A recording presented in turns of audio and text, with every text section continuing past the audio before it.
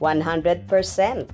Kimi, hindi gagatasan at gagawing sugar daddy si Paulo.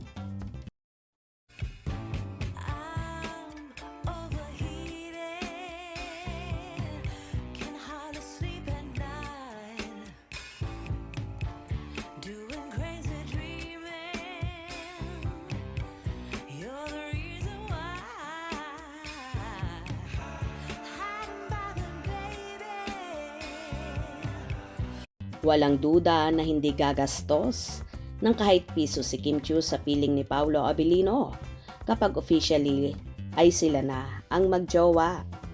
Napatunayan ito sa trip ng Kim Pao sa Dubai na mapapanood sa YouTube account ni Kim, kung saan pinagsama-sama niya ang lahat ng naging ganap nila ni Paulo sa bansa. Isa nga sa nag-trend ay ang request ni Kim na ipag-shopping siya ni Paulo at credit card nito ang gagamitin. Walang kagatol-gatol na yes ang naging sagot ni Paulo na wala man lamang pag-aalinlangan sa kanyang reaksyon. Pero ang nagamit lang sa credit card ni Pao ay isang eyeglasses at malayo sa inaasahan ng marami na magsha-shopping ng Esprit si Kim.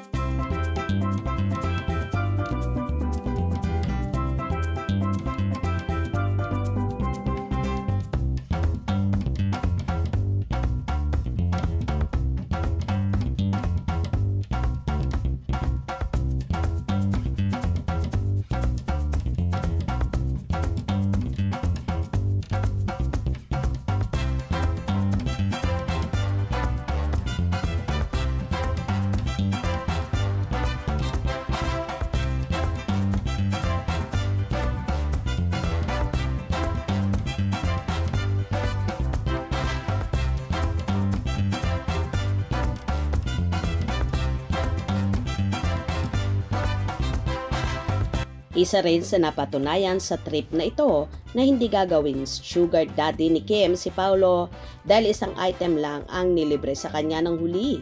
Sa halip na luxury bag, shoes o kahit alahas kung saan kilala ang nasabing bansa sa napakaraming gintong alahas. Ibig sabihin secured si Paulo na hindi siya gagatasan ni Kim kapag naging sila at baka nga bumakaw pa o humati pa ang actress sa kanilang budget kung sakaling mag-travel sila together bilang magjowa. Samantala, malinaw rin sa vlog na sa Dubai kuha ang pagme-makeup ni Kim kay Paulo bago sila sumalang sa show at hindi sa photoshoot para sa poster ng lalabas nilang movie ang My Love Will Make You Disappear. Walang makeup artist na kinuha para sa meet and greet last show na naganap noon pang nakaraang taon. Pero ngayong in-upload ni Kim sa kanyang YouTube channel. Well, for sure nga na hindi gagawing sugar daddy ni Kimi si Paulo dahil ever since ganito naman talaga ang ugali ng dalaga. Humahati siya sa gastos ng kanyang mga nakarelasyon lalo na kapag nagta-travel sila. Hope you enjoyed.